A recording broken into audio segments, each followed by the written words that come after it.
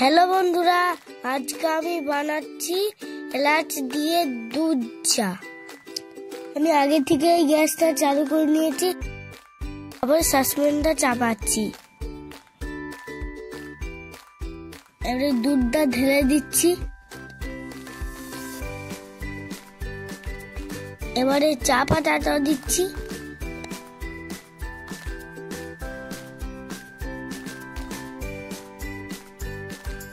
পরে চিনিটা দিয়ে দিচ্ছি।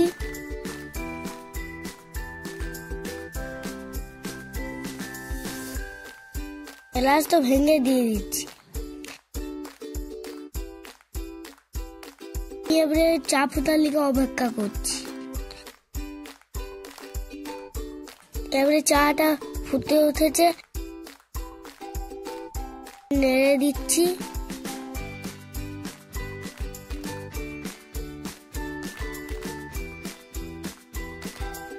চাটা থেকে সেন্টটা ভালো করে ছাড়ছে।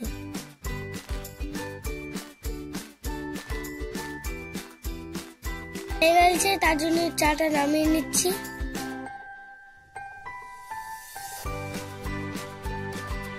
হ্যালো বন্ধুরা, এবারে চাটা হয়ে গেছে, নিয়ে খেয়ে দেখি কেমন হয়েছে।